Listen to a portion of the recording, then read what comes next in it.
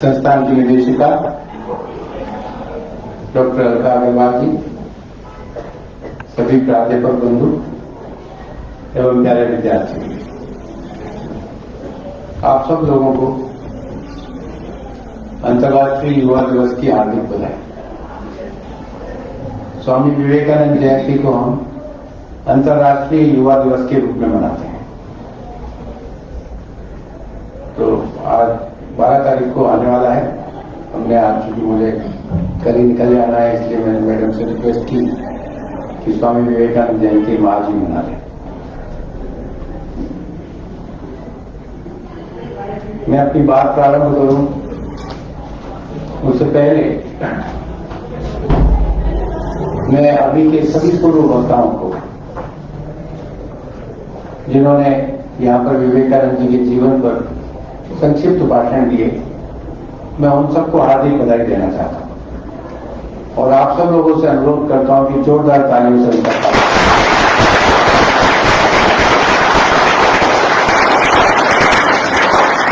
जिन बच्चों ने कविता बोली, गीत गाए और अभी हाल ही में उन्होंने एक बहुत अच्छा नाटक भी किया स्वामी विवेकानंद जी के जीवन पर और उनके व्यक्तित्व का चरित्र चित्रण किया, बहुत सुंदर। इसके साथ ही साथ मैं बीएड डिपार्टमेंट को भी हार्दिक बधाई देना चाहता हूं कि उन्होंने बहुत अच्छे तरीके से इस हॉल को सजाया और आप सब लोगों से अनुरोध करता हूं कि जोरदार तालियों से उनका भी स्वागत।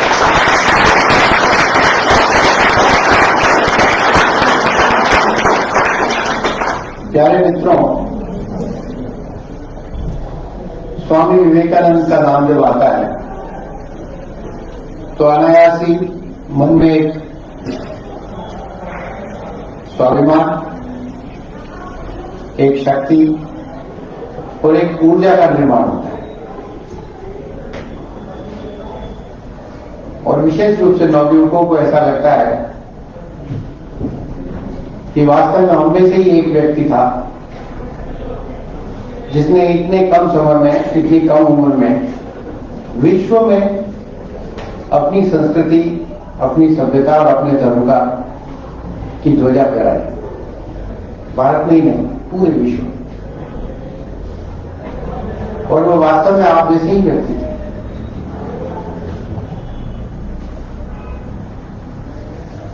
जब बचपन में थे,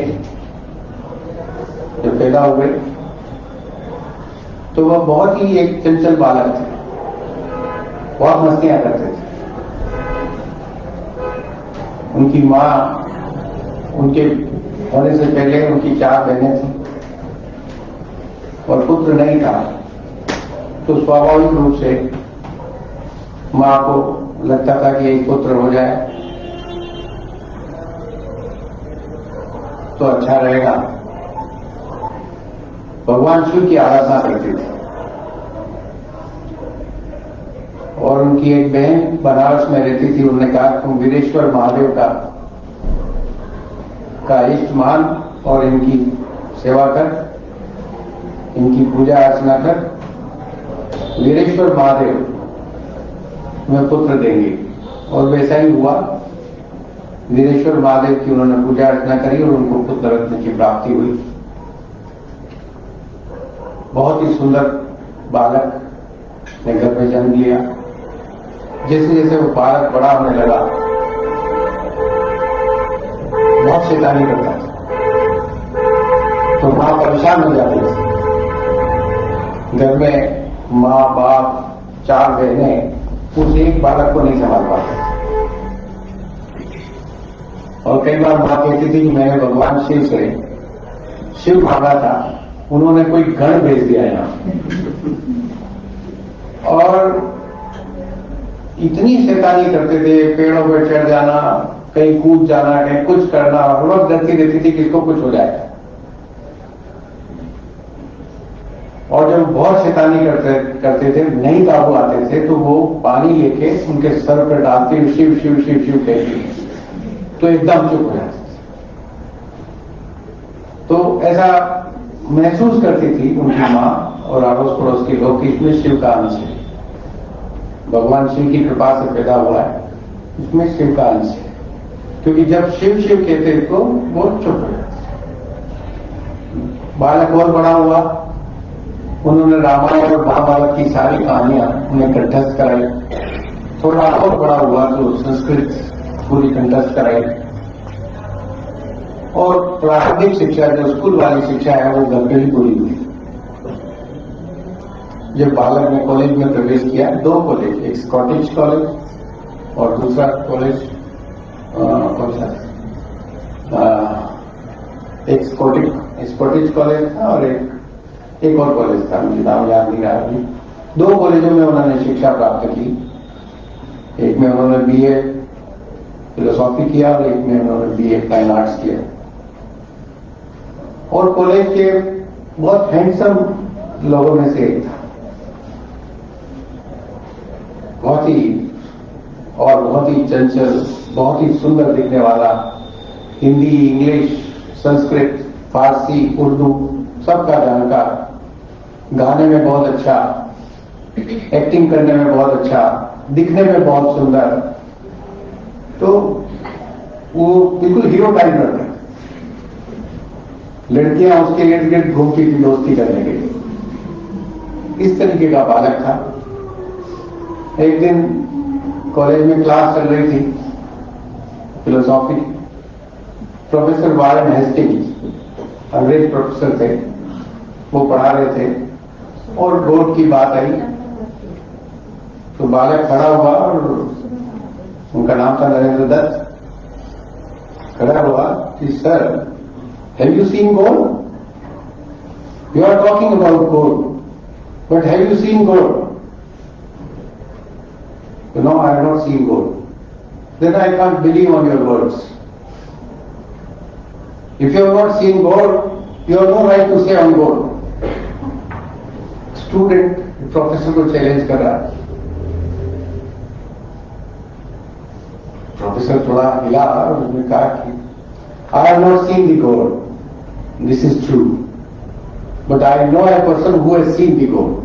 If you want to go, if you want to see the gold, go to him, he will show you the gold. Who is that? He is Ramakrishna Paramahansa. Go Kali Mandir and meet him. You will see the gold. Don't disturb him. Okay, sir. बच्चा class छोड़ता है, 4-5 दोस्त साथ लेता है और सीधा काली मंदिर।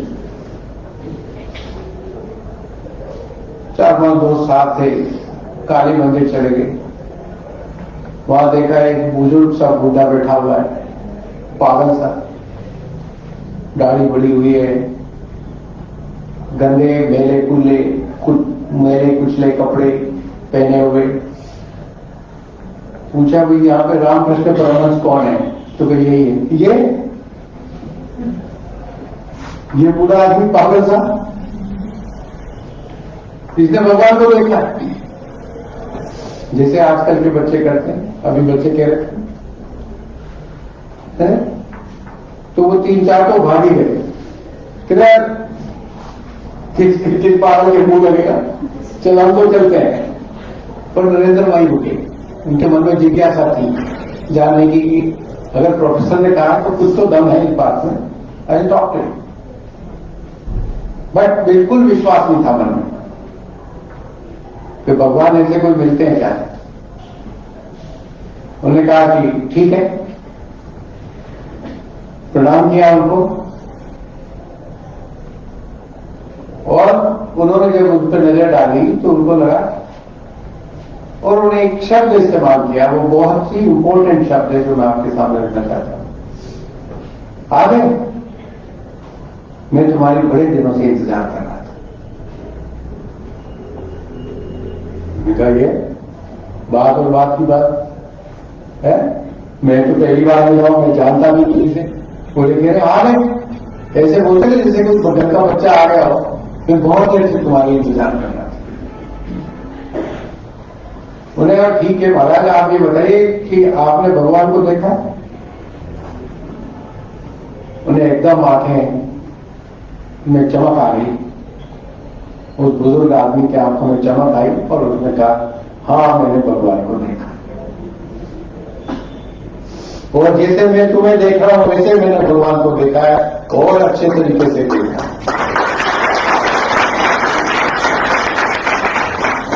क्या आप मुझे भगवान को दिखा सकते हो? हाँ मैं तुम्हें भी भगवान को दिखा सकता हूं, देखना चाहोगे? नरेंद्र घबरा गया, ये तो भगवान दिखाने की बात कर रहा है। जिसने कहा मैंने देखा है तो तुम्हें भी दिखा सकता हूं एकदम, चलो मेरे साथ। उन्होंने कहा मैं फिर कभी आऊंगा। अभी घबरा गया एकदम, अभी कोई जादू थोड़ा कर देगा मेरे ऊपर, भगवान को दिखाने चल मेरे साथ। फिर पकड़ के अपने कमरे में ले गए, और आपको ध्यान तो बंगाल में वो छेने की मिठाई होती है, बहुत सारी मिठाई खिलाई, और नहीं खाए तो जबरदस्ती चुप के मेरी स्वाद आती है, मुझे खिलाया और खा और खा, तो तुम वापस जल्दी आना, तू जल्दी आना यहाँ पे। कहे क्या है, खा गए, चलो यहाँ से मारो, निकाला है। उन्हीं दिनों बंगाल में एक मूवमेंट चल रही थी, ब्रह्म समाज। ब्रह्म समाज के लोग निराकार परम ब्रह्म में मानते थे, वो किसी मूर्ति पूजा में विश्वास नहीं करते थे। राजा राम मोहन राय उनके बहुत बड़े नेता थे, और वो सती प्रथा के विरोध में बहुत बड़े क्रांतिकारी काम ब्रह्म समाज कर रहा था, इसमें कोई शक नहीं। वो ब्रह्म समाज में गए, वहां जाके उन्होंने कहा कि भगवान का अस्तित्व है, इस बात की क्या गारंटी है, आप बताइए मुझे। उन लोगों ने बहुत कोशिश की, उन्होंने सब वेद बताए, सारे वेद बताए, ये कहा ये करो, वो पढ़ो, ये होगा, भगवान की अनुभूति होगी, लेकिन हम भगवान को नहीं दिखा सकते, क्योंकि हम तो निराकार परम ब्रह्म में विश्वास करते हैं। वो सेटिस्फाई नहीं हुए। उसके बाद एक जगह कहीं जहां वो रहते थे, उसी मोहल्ले में कहीं एक भजन मंडली, एक कीर्तन का आयोजन हुआ। उस कीर्तन में काफी लोग गए, तो ये नरेंद्र के चाचा ने कहा कि तू वहां चल कीर्तन में, क्योंकि वो जो कीर्तन करवा रहे थे वो उनके जानकार थे, और उन्होंने कहा कि तुमने एक भजन गाना, और वो जो चाचा को भजन नहीं आता था, उन्होंने कहा बड़ी बेइज्जती हो जाएगी, तो इस नरेंद्र को बहुत अच्छा गाना आता है, इसलिए इसको ले चलता हूं। तो उन्होंने कहा नरेंद्र तू चल मेरे साथ, तो नरेंद्र कहा मैं नहीं जाता, मैं ऐसी कोई विश्वास नहीं करता है। तो उसको बताया बिल्कुल कि तू चल, यार मेरी इज्जत का सवाल है, और तू चल, तू वहां बोला भी ना देना, बस मेरी इज्जत बच जाएगी। वहां पे नहीं माने तो चाचा के साथ चलेंगे, और वहां उन्होंने बहुत सुंदर भजन गाया स्वामी नरेंद्र ने। रामकृष्ण परमहंस वहां थे, उस कीर्तन में रामकृष्ण परमहंस भी आए, और वहां उन्होंने इनका भजन सुना तो बिल्कुल और मोहित हो गए। और वहां उन्होंने कहा कि नरेंद्र तुम आए नहीं, मैं तुम्हारा इंतजार कर रहा।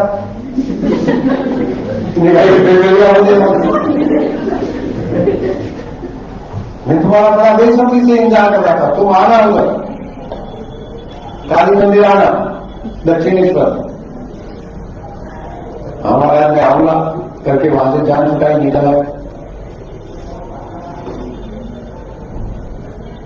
लेकिन रामकृष्ण परमहंस का इतने स्नेह से बुलाना, ऐसा लगता था मानो कि नरेंद्र को हिप्नोटाइज कर दिया। नरेंद्र एक दिमाग से तो ये कहते थे कि बेकार है, कुछ नहीं है, मैं नहीं जाऊंगा, मेरी जान छुटानी है, लेकिन कहीं न कहीं कोने में इसको कहते हैं जिससे विशुद्ध निर्मल प्यार हो जाता है।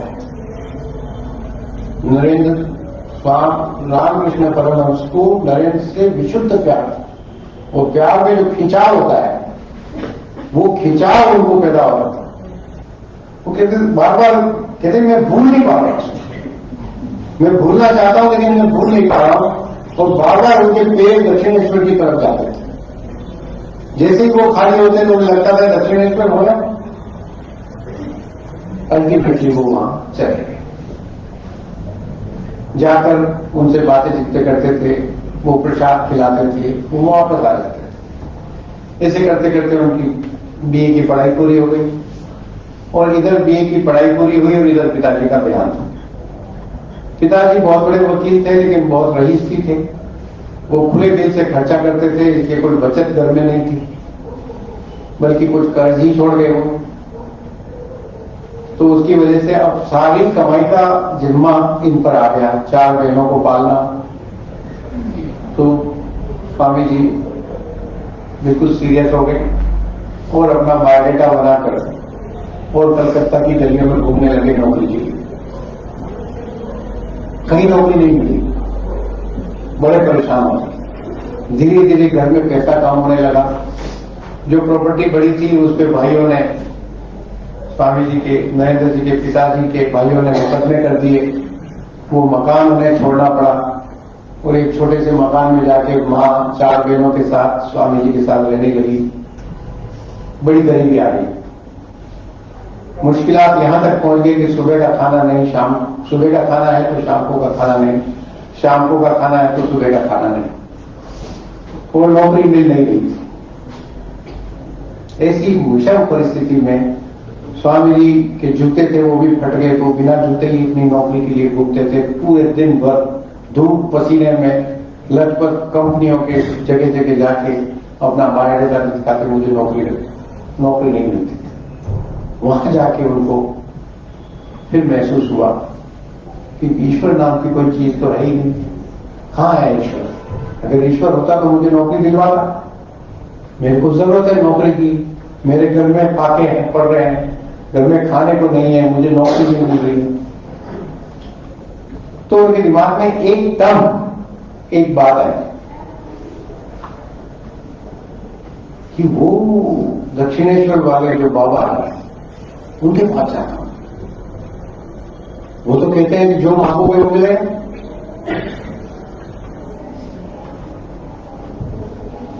तो मैं वहां चलता हूं, वहां गए। वहां जाके उन्होंने उनसे कहा कि आप तो इनके बड़े भक्त हैं, काली मां के। हाँ। और आप कहते हैं कि जो मांगते हुए सब देती है। हाँ। तो मेरे लिए नौकरी मांग दो ना, मुझे नौकरी नहीं मिल रही है। तो मेरा तो खुद ही मांगे, मैं क्यों मांगूंगा? तेरी सिफारिश मैं क्यों करता हूं? जा मांग।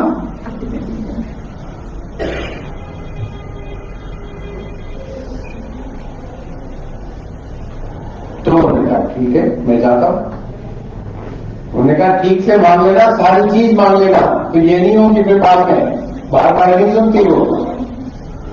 चलिए वे जैसे ही, अब स्वामी जी कहते हैं खुद कि जैसे ही मैं उस काली मां के मंदिर में प्रवेश हुआ और वो जो विशाल मूर्ति है मां काली की उसके सामने खड़ा हुआ और आंखें बंद की और आंखें खोली, तो ऐसा लगा जैसे कि कई हजार वॉट के बल्ब चल गए। इतनी रोशनी थी चारों तरफ कि मैं उस रोशनी में को सहन नहीं कर पा रहा, इतनी भयंकर रोशनी। और मां साक्षात मेरे सामने खड़ी थी और कह रही थी मां। अब उन्होंने मांगा तो क्या मांगा? भक्ति दो, शक्ति दो, वैराग्य दो, भक्ति दो, शक्ति दो, वैराग्य दो।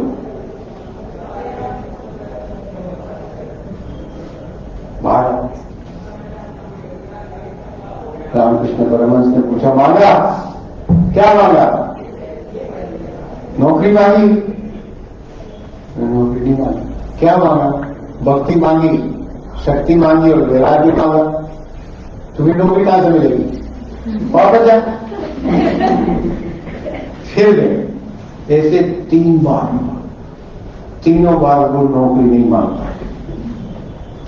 वहां जाकर वो जो ओरा बनता था, वो जो प्रकाश होता था, उस प्रकाश में वो सिर्फ ये 3 चीजें मांग पाते थे, चौथी चीज नहीं मांग पाती थी और तोड़ के बाहर आते थे ऐसे घबरा के कि उस प्रकाश को सहन नहीं कर पा रहे।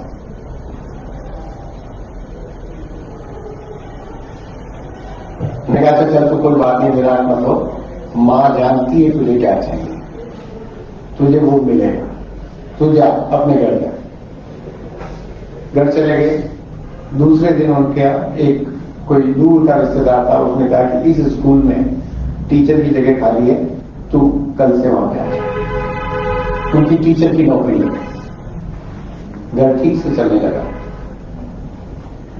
वही रूटीन था, स्कूल जाना, स्कूल से फ्री होते ही सीधे दक्षिणेश्वर जाना और दक्षिणेश्वर में रामकृष्ण परमहंस के साथ रहना। एक दिन उन्होंने कहा कि आपने कहा था मैं भगवान को दिखाऊं, दिखाओ। मैं कहा चल, सामने गंगा नदी बहती थी, उसमें ले गए और ले जाके कहा मार डुबकी मारी और हाथ रख दिया ऊपर। मैं कहा मैं मम्मा जा डूबते नहीं, डूबने नहीं दूंगी, चिंता मत करो। फिर नरेंद्र लिखते हैं कि मैं आंख खोली, पानी में जैसे गया आंख खोली तो इतनी रोशनी, इतना प्रकाश कि उसके अलावा कुछ नहीं दिख रहा था। वैसा ही प्रकाश था जैसा कि मैं मां से नौकरी मांगने गया था। मैंने घबरा के उन्होंने पानी से बाहर निकले, मुझे नहीं देखना। उन्होंने कहा बस इतने में थक गए, चलो अभी तेरा शरीर इस काबिल नहीं हुआ है कि तू भगवान को देख सके, और तब करने की जरूरत है। बाहर गए, थोड़े दिन नौकरी करी और नौकरी करने के बाद जैसा होता है, नौकरी लगी तो मां को लगा कि अब इसकी शादी कर देती हूं। मां ने लड़कियां देखना शुरू किया कि भाई इसका घर बसाऊं। रामकृष्ण परमहंस को ये बात बता लगी कि अब ये शादी करने जा रही है इसकी मां। उन्होंने काली मां से प्रार्थना की कि इसकी शादी ना हो। रामकृष्ण परमहंस मुझे चाहिए। उसी दिन से नरेंद्र का दिमाग घूमने लगा। अब उसको घर अच्छा नहीं लगता और अल्टीमेटली उसने वैराग्य धारण कर लिया और 5 साल वह रामकृष्ण परमहंस के आश्रम में रहा। एक सवाल स्वाभाविक रूप से उठता होगा कि जब स्वामी जी ने, रामकृष्ण परमहंस ने नरेंद्र को मांग लिया तो उनके घर का कैसे चला होगा। ये मैंने भी बहुत पढ़ा है स्कूल में। ये बात मेरे दिमाग में बड़ी कचोटती थी कि रामकृष्ण परमहंस जैसा महापुरुष ने नरेंद्र को ले लिया और उनके घर को कैसे छोड़ दिया। उनकी 4 बहनों की शादियां कैसे हुई होगी, उनका गुजारा कैसे चला होगा। तो ऐसा कहते हैं, जो 100% सही है, कि रामकृष्ण परमहंस ने ऐसा इंतजाम किया, जो वहां पर बहुत सेठ लोग आते थे। किसी एक सेठ को कहा कि इनके घर में कोई तकलीफ नहीं होनी चाहिए। हर महीने बिना किसी के नाम लिखे वहां मनी ऑर्डर पहुंचता।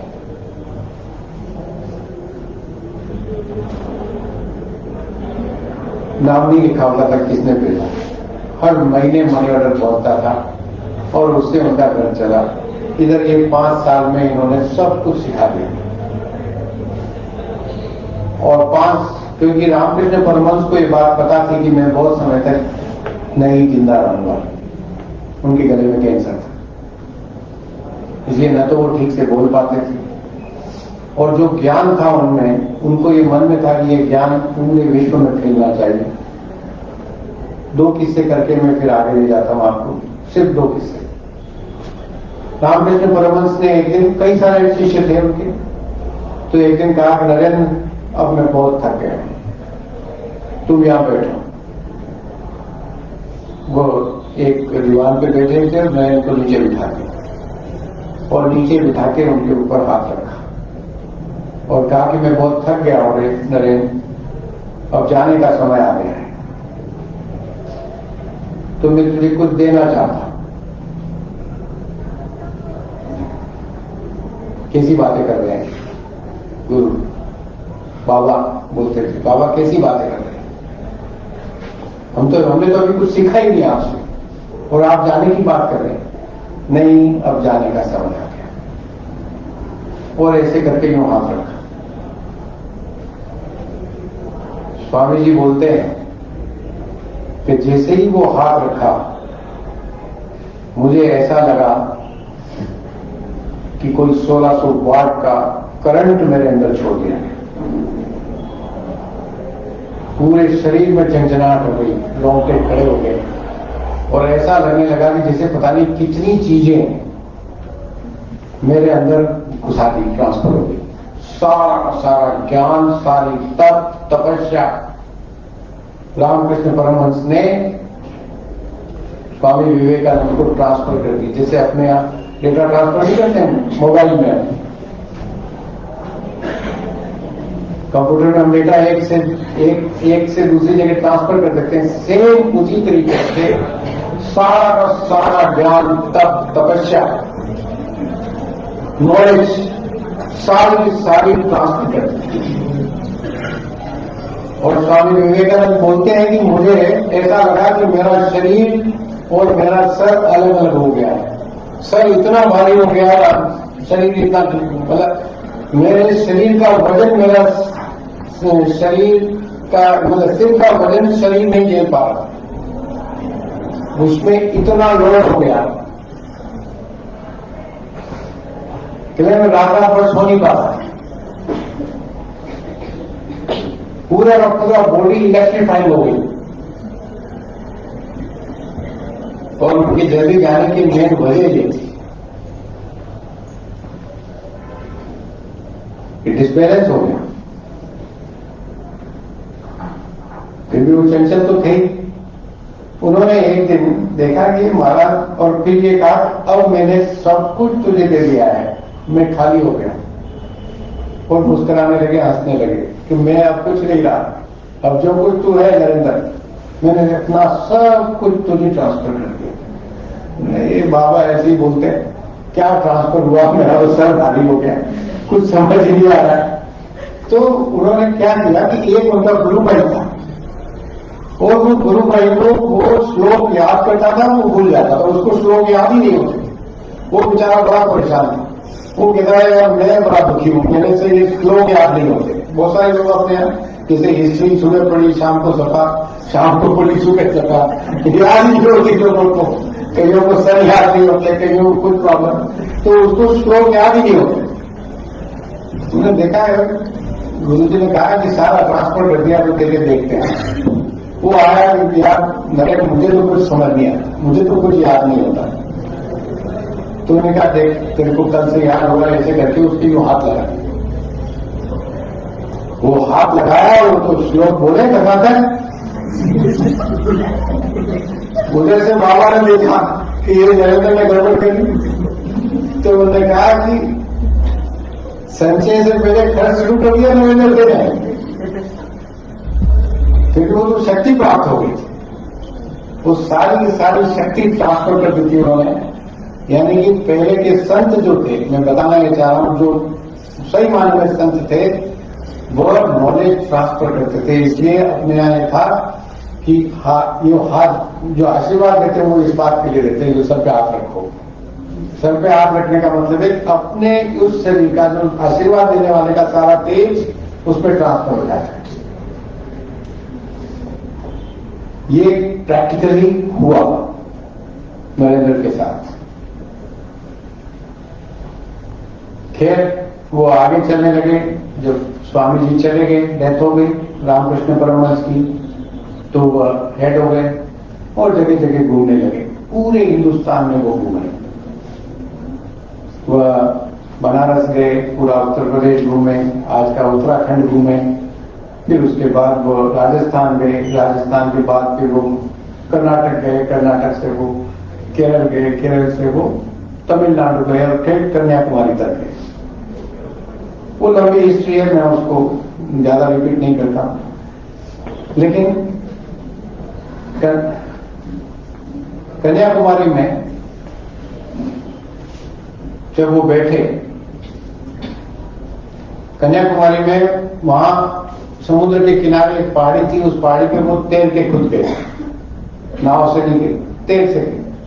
और तैर के जाके जब उस पहाड़ी के ऊपर बैठे और बैठकर जब पूरे देश का उन्होंने चित्रण किया अपने दिमाग में कि हमारा देश कैसा है, तब उनके दिमाग में विचार आया कि हमारे देश का जो भी विचार उच्च विचार है, हिंदुत्व का विचार है, समाज के प्रति सेवा का विचार है, वो जब तक विदेश में इसका डंका नहीं बजेगा तब तक हिंदुस्तानी नहीं मानता।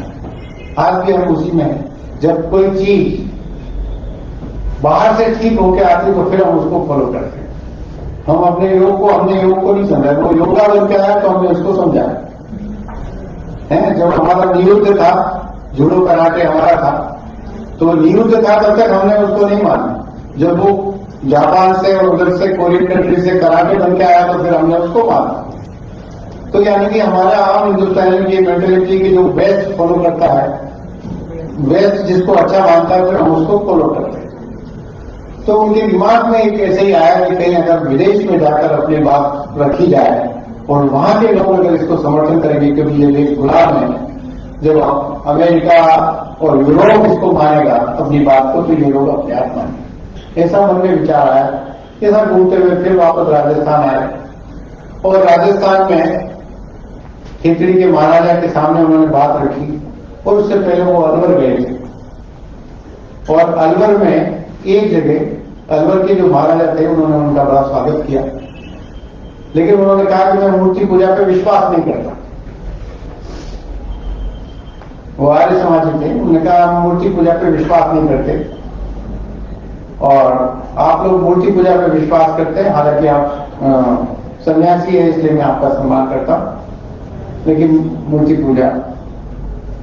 तो उन्होंने कहा कि नहीं, ऐसी तो कोई बात नहीं है। तो नहीं, ऐसी बात है, मूर्ति पूजा निरर्थक है, कोई मतलब नहीं है उसका। तो उसी रूम में उन महाराजा के पिताजी का फोटो लगा हुआ था। उन्होंने कहा इस फोटो को उतार दिया, उन्होंने कहा इस पर हाथ थूक दीजिए। और महाराजा के पिताजी का फोटो पे महाराजा से कह रहे कि इस पर थूकिए आप। तो उन्होंने कहा कि नहीं, ऐसे कैसे थूक सकते हैं, कपड़ा तो मेरे पिताजी का फोटो है।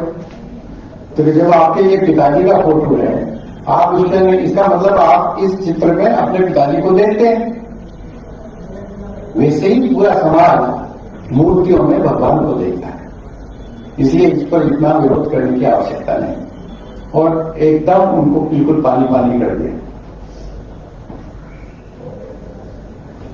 उसके बाद खेतड़ी के महाराजा ने उनको कहा, तो एक और किस्सा है उसमें कि आबू में वो रुके थे, आबू पर, माउंट आबू, वहां पे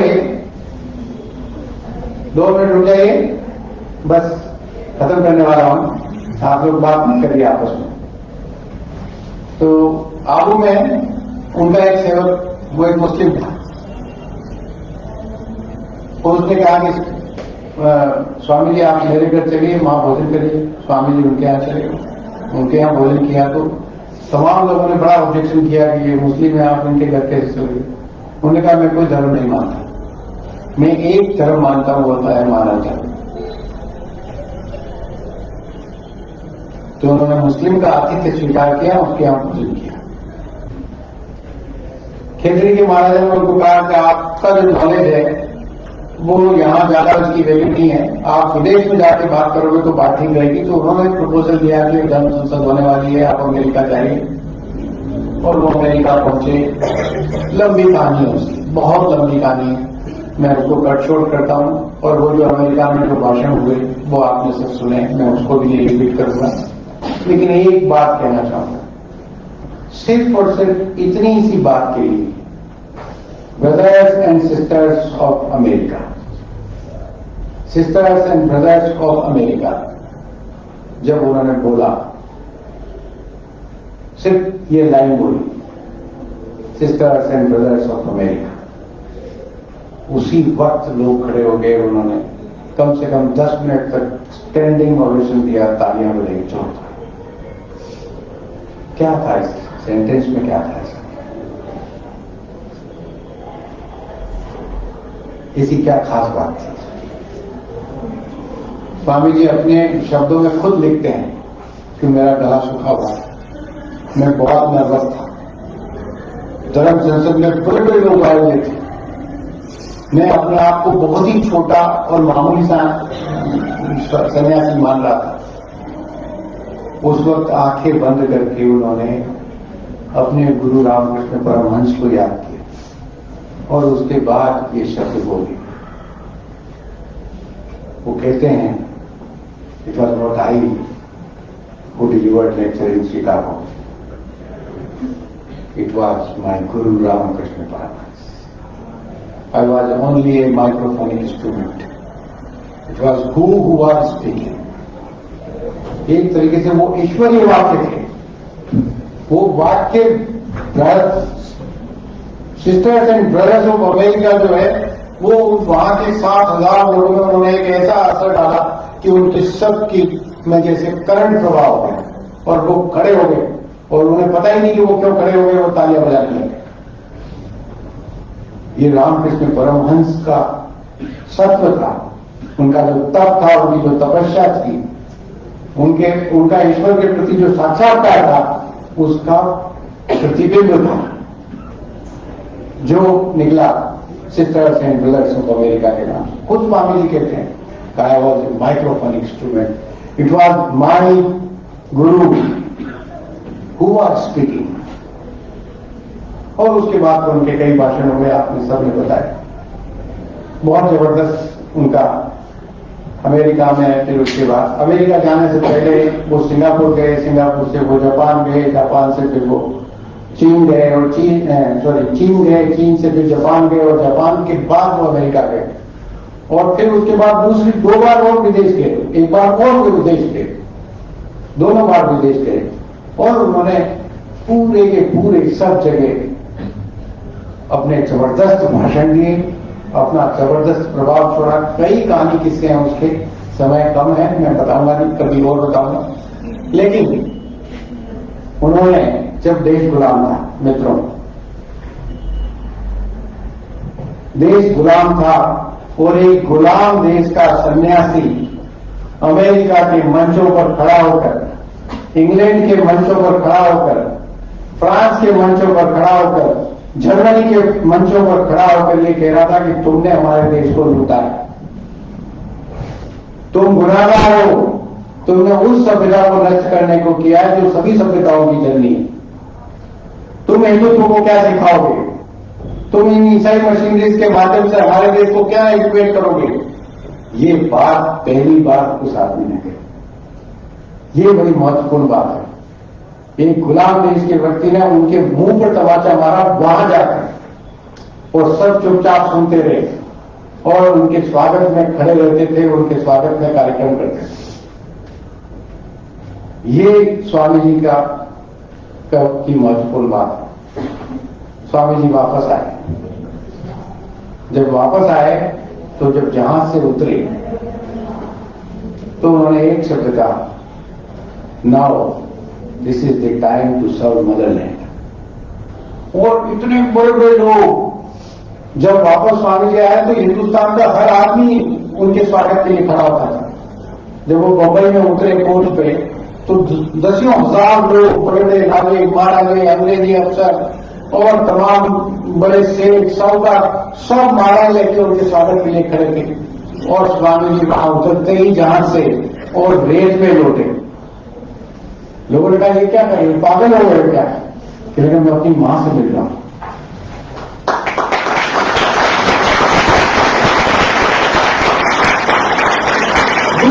रेत में लौटे कि मैं अपनी मां से मिल रहा हूं। और now this is the time to serve motherland. मित्रों, उसके बाद उन्होंने एक व्रत लिया, वो यह था दीन दुखियों की सेवा करना, बीमारों की सेवा करना, मूर्खों को भोजन देना, अशिक्षित को शिक्षा देना। इसी काम पे पूरा। और उन्होंने कहा serving to the core, serving to the mankind is serving to the core. नर से नारायण सेवा, उसी पर वो लगे रहे, पूरी जिंदगी उस पर लगे रहे। मैं समय बहुत कम है, इस वजह से ज्यादा बात नहीं कहूंगा, सिर्फ इतनी सी बात कहूंगा। नौजवानों के लिए उन्होंने मद्रास के, जब वो दूसरी बार लौटे तो उन्होंने मद्रास में विक्टोरिया हॉल में भाषण दिया। और वो भाषण सुनने का भी भाषण, पढ़ने का भी भाषण। उस भाषण की कुछ श्रुतियां मैंने तैयार करवाई। नौजवानों के लिए इससे बढ़िया चीज कोई हो ही नहीं सकती। मैंने जितनी ही पुस्तकें किताबें पढ़े हैं, नौजवानों को जितने बढ़िया तरीके से स्वामी जी ने एड्रेस किया है, उससे ज्यादा कोई एड्रेस कर नहीं सकता। वो उस वक्त का भाषण, सन 1899 का भाषण आज भी उतना ही रिलेवेंट है। हर नौजवान को उसको पढ़ना चाहिए। ये पुस्तक कार्यक्रम के बाद सभी लोग लेके जाए, कम पड़ जाए तो मेरे यहाँ से और ले लें, मेरे ऑफिस के बाद से। हर एक बच्चा, हर एक विद्यार्थी इस पुस्तक को जरूर पढ़े, और एक बार नहीं कई बार पढ़े। जब भी मन में कोई निराशा आए, जब भी मन में कोई थकान महसूस हो, जब भी आपको लगे कि मैं फ्रस्ट्रेट हो रहा हूं, ये कोई नहीं, ज्यादा नहीं, 15-20 पेज की किताब है, इसको आप पढ़ोगे, आप एक नई शक्ति प्राप्त करोगे, ऐसा मेरा अनुभव है। इन्हीं बातों के साथ मैं अपनी बात समाप्त करता हूं। Thank you, sir. We shall stand remember our teachings and try to have the path shown by you. All power is within you. You can do anything and everything. Now, let's get up and pray the due to our nation by singing national anthem.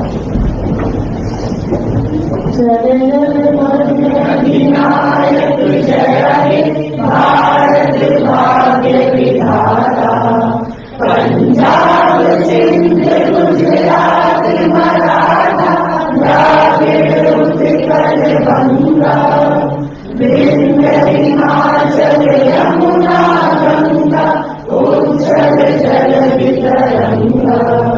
तब शुभ नामे जागे, तब शुभ आशीष मांगे, गाए तब जय